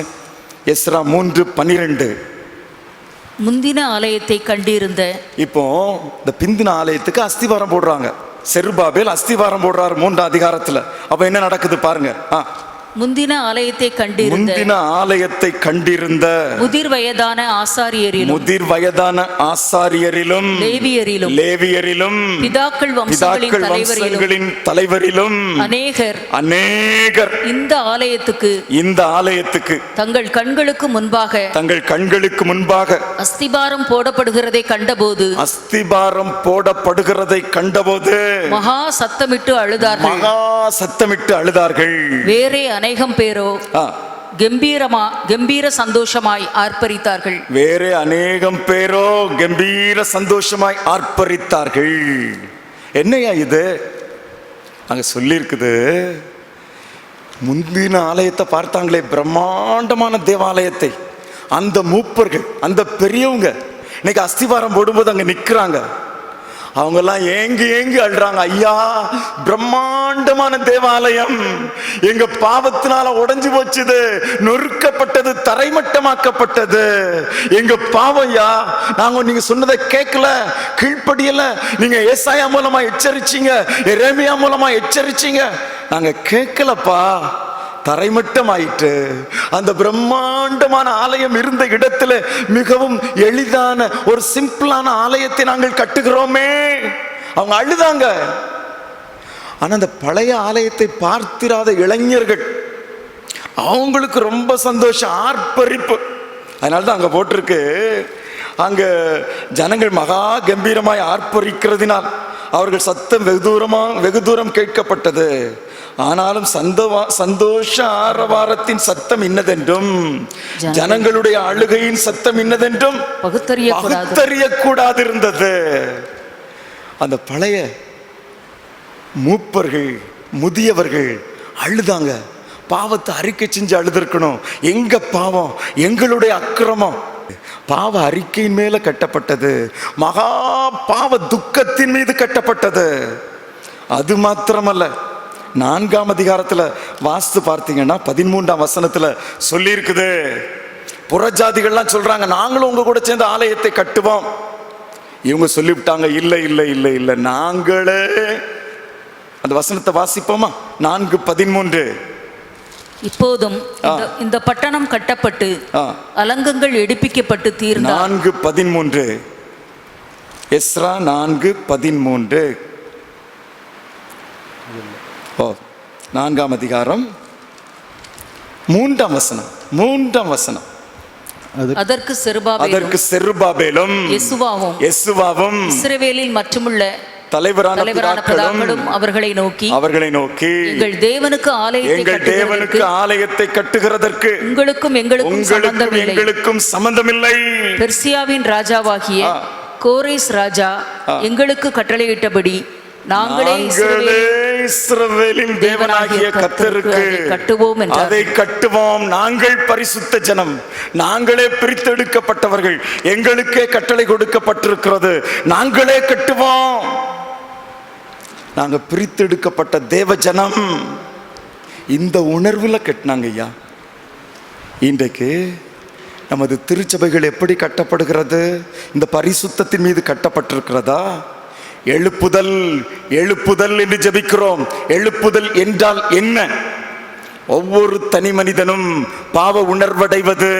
ஐயா, நான் பாவி, நான் செஞ்ச பாவம், என்னுடைய அக்கிரமம், இந்த மாபெரும் ஆலயம் இடிக்கப்பட்டு போயிற்று என்று ஒவ்வொரு தனி மனிதனும் இந்த பாவ உணர்வடைகிறானோ அதுதான் திருச்சபையின் எழுப்புதல். நம்ம நிறைய நேரங்களில் மற்றவங்களே கை காட்டுறோம். ஐயோ, இந்த ஆலயம் எப்படி போச்சு, அதுக்கு இவர் தான் காரணம், இந்த கமிட்டி மெம்பர் தான் காரணம், இந்த ஐயர் தான் காரணம், அல்லது இவங்க தான் காரணம். யாரையோ கை நீட்டுகிறோம். நான் உங்களை கை நீட்டும் போது 3 விரல் என்ன காட்டுது? நான் தான் காரணம். அந்த ஜனங்கள் அப்படி தான் அழுதாங்க, ஐயா நாங்கள் காரணம். இன்றைக்கு இந்த பாவ உணர்வு, இந்த எழுப்புதல் திருச்சபைக்குள்ள வரும்போது கடவுள் சொல்றாரு, முந்தின ஆலயத்தின் மகிமையை பார்க்கிலும் இந்த பிந்தின ஆலயத்தின் மகிமை பெரிதாயிருக்கும். பரிசுத்தத்தின் மீது கட்டப்பட வேண்டும். நம்ம ஒருவேளை தேவையின் மத்தியில் கட்டப்பட்டிருக்கலாம், பயப்படாதிருங்க. நீங்க நெருக்கத்தின் மத்தியில் கட்டப்பட்டிருக்கலாம். இன்றைக்கு இந்த ஊரடங்கு ஒரு மாபெரும் நெருக்கம் என்று எண்ணுகிறோம். பயப்படாதிருங்க. உங்கள் நிமித்தமாய் தேவனுடைய நாமம் மகிமை அடைய போகிறது. 3ஆவதாக படித்தோம், பரிசுத்தத்தின் மீது கட்டப்பட்டது. கடைசியா ஒன்று படிச்சிருவோமா? இது கட்டளையின் பேரில் கட்டப்பட்டது. இந்த பிந்தின தேவாலயம், முந்தின தேவாலயம் ஒரு தனி மனிதனுடைய விருப்பம். தாவீது வீட்டில் இருக்கும்போது யோசிக்கிறாரு, ஐயோ, நான் நல்ல கேதுரு மரங்களினால் ஆன ஒரு பெரிய மாளிகையில் இருக்கிறேன், என் தேவனுடைய பெட்டி கூடாரத்தில் இருக்கிறதே, திரைகளின் நடுவே இருக்கிறதே, ஒரு ஆலயத்தை கட்ட வேண்டும். அப்போதான் தேவன் சொன்னாரு, அந்த நேரத்தில் தான் நாத்தான் தாவீது அரசனை பார்க்க போகிறார். உடனே தன்னுடைய மன விருப்பத்தை நாத்தான்ட்ட தாவீது அரசர் சொல்லுகிறார். உடனே நாத்தான் சொல்லிட்டார், நீ உன் விருப்பம் போல செய்யும், கடவுள் உம்ம கூட இருக்கிறாரு. இன்னைக்கும் கடவுளுடைய மனிதர்கள் சில நேரங்களில் மனதில் தோன்றியதை எல்லாம் சொல்லிவிடுகிறார்கள் அல்லவா? நாத்தான் அப்படித்தான் சொல்லிவிட்டு போய்விட்டார். வீட்டுக்கு போனோடனே கடவுள் நாத்தானை பிடிச்சிட்டார். நாத்தானே, நீ யார்கிட்ட கேட்டு சொன்ன? திரும்ப போ, தாவீதுட்ட சொல்லு, நான் என்னைக்காவது எனக்கு ஒரு வீடு கட்டணும்னு சொல்லி இருக்கிறேனா? சொல்லலை. ஆனால் உனக்குள்ள அப்படி ஒரு விருப்பம் வந்திருக்கிறது. இந்த விருப்பத்தை நான் அங்கீகரிக்கிறேன். ஆனால் அந்த வீட்டை நீ கட்ட மாட்ட, உன்னுடைய கற்ப பிறப்பாகிய உன் குமாரன் கட்டுவான். தேவன் சொன்னது நான் ஒரு நாள் கேட்டதில்லப்பா, ஆனால் உனக்கு இப்படி ஒரு ஆலயம் கட்டணுன்ற எண்ணம் மனதில் தோன்றிவிட்டது. எனவே நான் உனக்கு ஒரு வீட்டை உண்டு பண்ணுவேன், உன் குடும்பத்தை கட்டுவேன். இங்கே தேவனுடைய ஆலயம் ஒரு தனி மனிதனுடைய விருப்பத்தின் பேரில் கட்டப்பட்டது. ஆனால் இரண்டாவது தேவாலயம் எப்படி கட்டப்பட்டது? அதைத்தான் அந்த 2 நாளாகமத்தின் புத்தகம் 36ஆம் அதிகாரம் கடைசி வசனத்தில் ஏற்கனவே வாசிக்க கேட்டோம். 22ஆம் வசனத்தில், எருசலேமிலே தமக்கு ஆலயத்தை கட்டுவிக்கும்படி எனக்கு கட்டளையிட்டு இருக்கிறார். இதைத்தான் கோரேஸ் சொல்லுகிறார், இது எனக்கு கட்டளை, எனவே போங்கள். கட்டளையின் பேரில் கட்டப்பட்டது. கோரேஸ்க்கு தேவன் கட்டளை கொடுத்தார் ஏசாயாவின் மூலமாக. அந்த கட்டளையை நிறைவேற்றும்படி ஜனங்களை அனுப்பிவிடுகிறார்.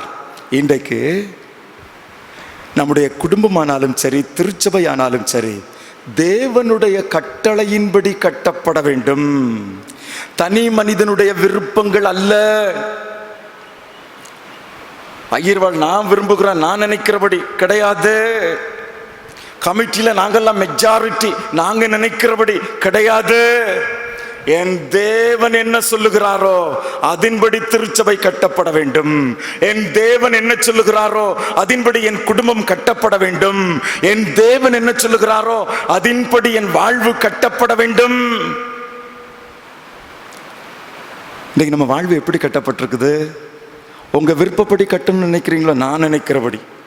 என் மூத்த மகன் டாக்டர் ஆயிரணும், 2வது மகன் இன்ஜினியர் ஆயிரணும், 3வது மகன் படிப்பு மாட்டக்கான என்ன சொன்னாலும் அவனை எப்படியாவது ஒரு ஐயர்வாளாவது மாத்திரலாமா? இப்படி நிறைய பேர் நினைக்கிறாங்க.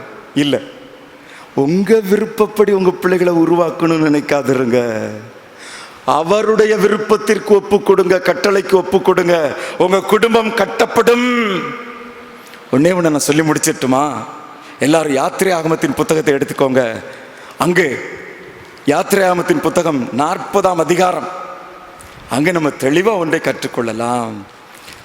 ஆசரிப்பு கூடாரம் தேவனால் கட்டளை பெற்ற ஒன்று. தேவன் மோசேக்கு கட்டளை கொடுத்தார் அது எப்படி கட்டப்பட வேண்டும் என்று. அதை குறித்து யாத்திரை ஆகமத்தின் புத்தகம் 40ஆம் அதிகாரத்தில் சொல்லப்படுகிறது. 39 ஆரம்பிச்சிருது. 42ஆம் வசனம், 39, 42 நானே வாசிக்கிறேன்.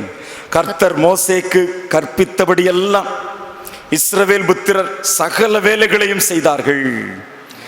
மோசே அந்த வேலைகளை எல்லாம் பார்த்தான்.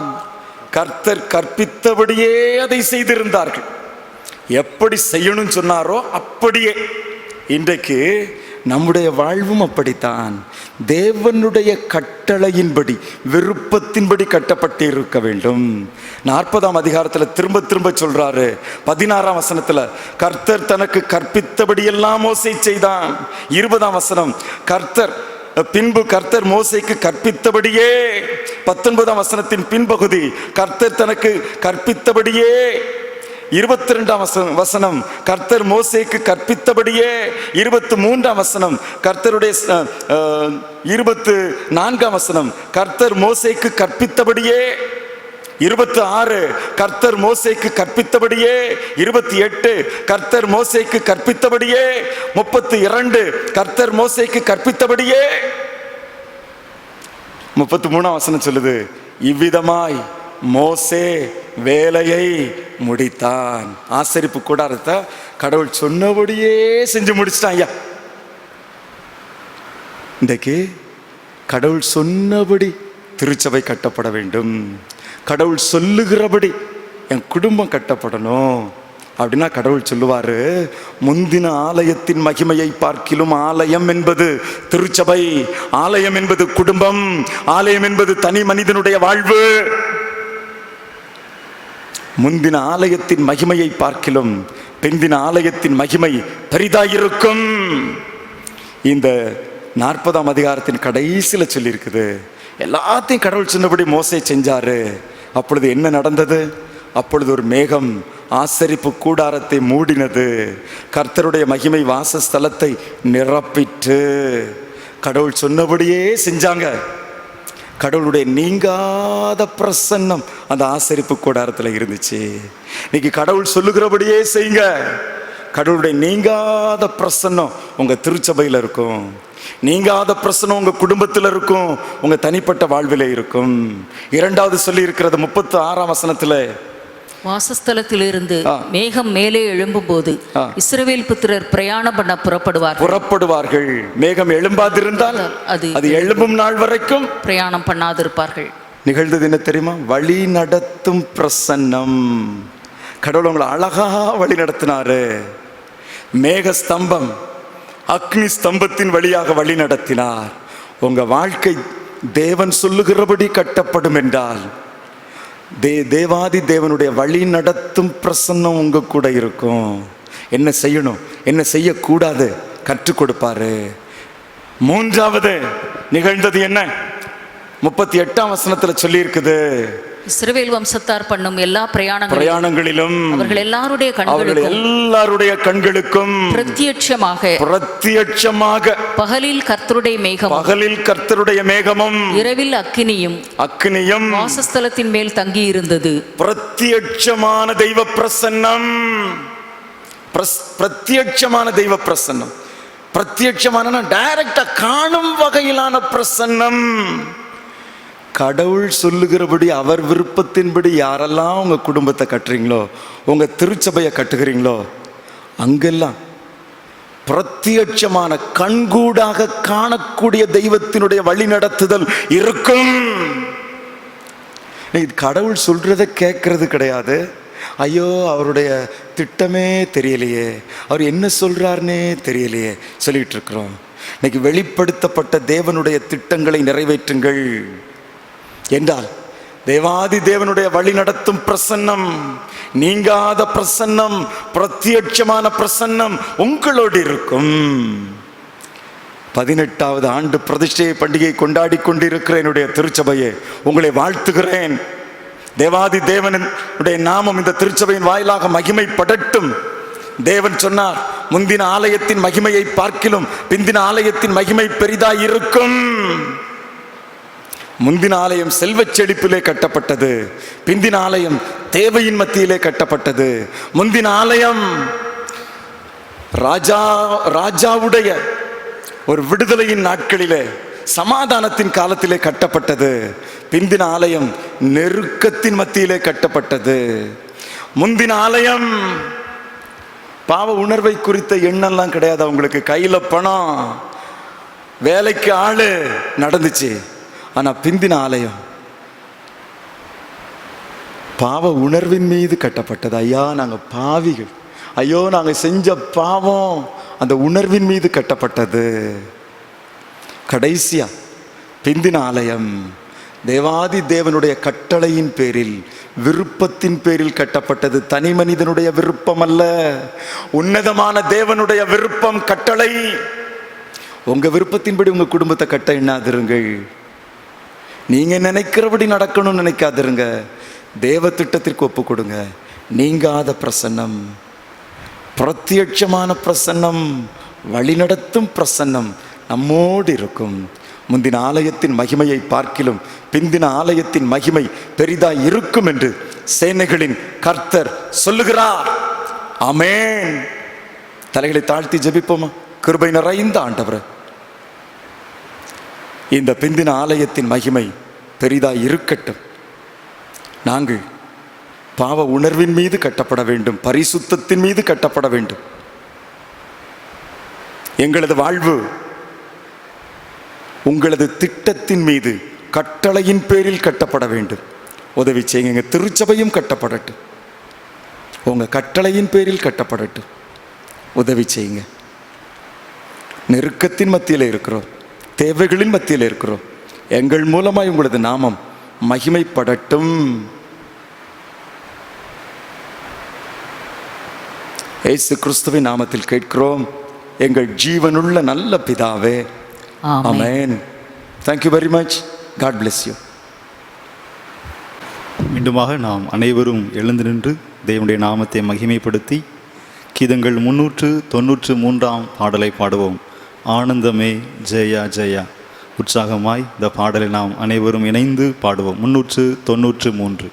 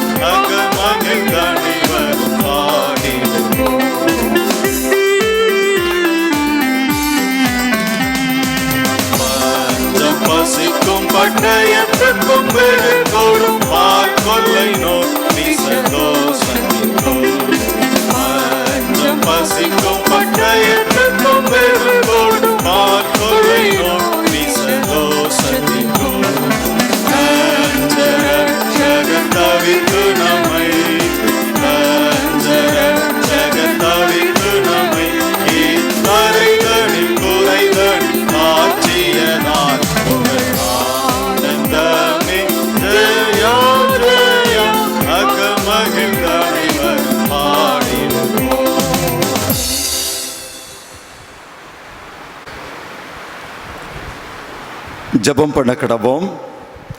கிருபை நிறைந்த எங்கள் பரம தந்தையே, இந்த 18வது ஆலய பிரதிஷ்டை பண்டிகையை நாங்கள் மகிழ்ச்சியோடு கொண்டாட உதவி செய்திருக்கிறீர்.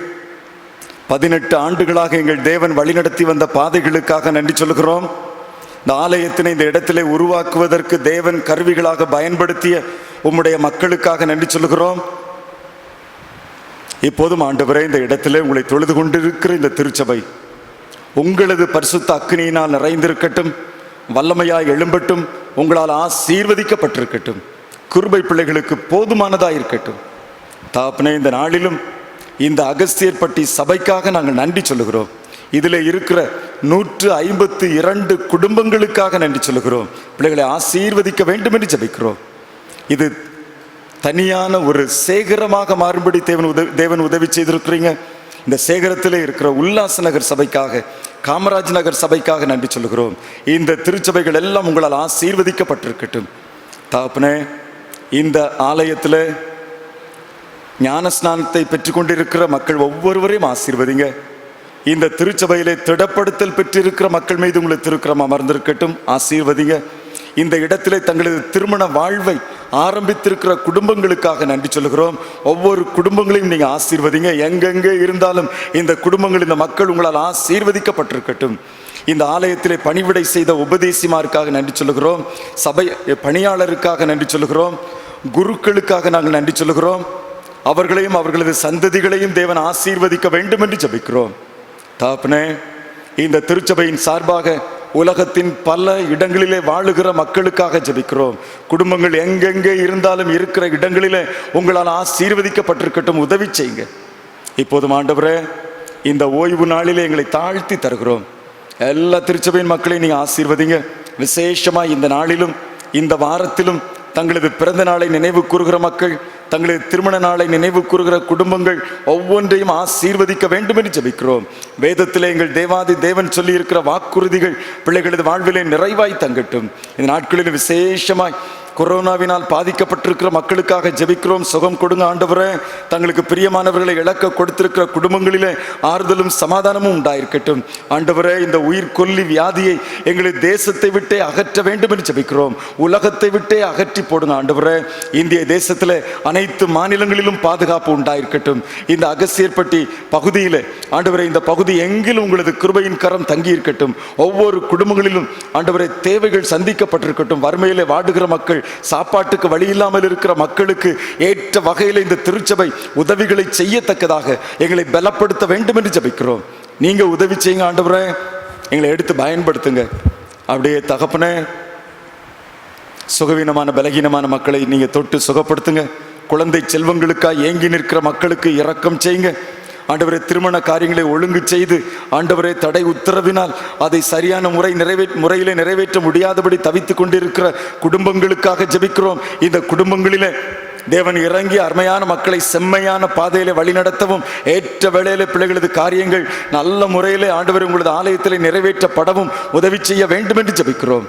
குழந்தை செல்வங்களுக்காக ஏங்கி நிற்கிற பெற்றோருக்கு இரக்கம் செய்யுங்க. வெளி இடங்களிலே வெளிநாடுகளிலே இருக்கிற பிள்ளைகளுக்கு பாதுகாப்பை கொடுங்க ஆண்டவரே. இந்த நாட்களிலே உங்களுக்கு சமாதானம் கிருபை எங்கள் ஒவ்வொருவரையும் தாங்கி வழி நடத்தட்டும்.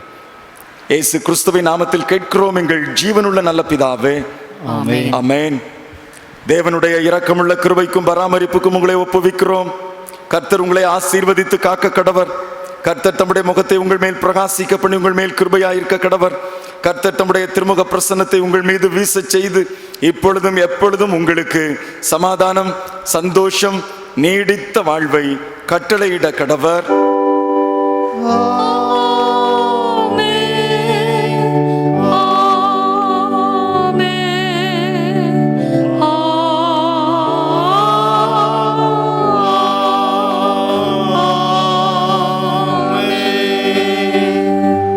நிறைவு கீதமாக நாம் அனைவரும் சேர்ந்து 194ஆம் பாடலை பாடுவோம். சீரேசு நாதனுக்கு ஜெயமங்கலம். 194வது பாடல்.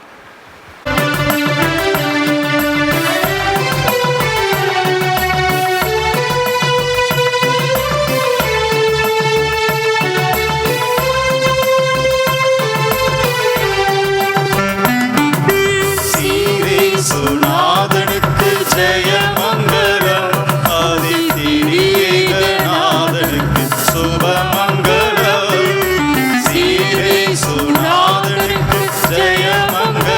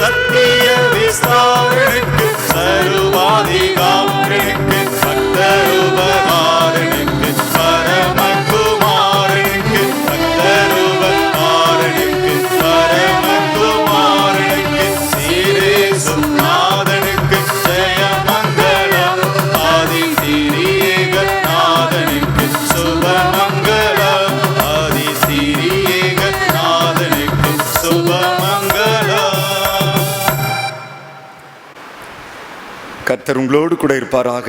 அவர் உமது ஆவியோடும் இருப்பாராக. சமாதானத்தோடு புறப்பட்டு போக கடவோம். கர்த்தருடைய நாமத்தினாலே ஆமென். உங்கள் அனைவருக்கும் என்னுடைய பண்டிகை வாழ்த்துதல்களை தெரிவித்துக் கொள்கிறேன். தேவாதி தேவன் தாமே உங்களை ஆசீர்வதித்து வழி நடத்துவாராக. நம்மை சுற்றி இருக்கிற தேவையுள்ள மக்களை சந்தித்து அவர்களது தேவைகளுக்கு ஏற்றவாறு உதவி செய்யும்படி அருமையான திருச்சபை மக்களை நான் கேட்டுக்கொள்கிறேன். இந்த ஊரடங்கு சட்டத்தின் நிமித்தமாக வெளியே போக முடியாத ஏழை எளிய மக்கள் உணவின்றி தவித்து கொண்டிருப்பதை நாம் அறிந்திருக்கிறோம். எனவே அவர்களுக்கு ஏற்ற உதவியை நாம் திருச்சபையாராக செய்ய வேண்டும். நீங்கள் இருக்கிற இடங்கள், உங்கள் வீட்டை சுற்றி இருக்கிற மக்களை விசாரியுங்கள், ஏற்ற உதவிகளை செய்யுங்கள். கர்த்தர் உங்களை ஆசீர்வதிப்பாராக. ஆமென். God bless you.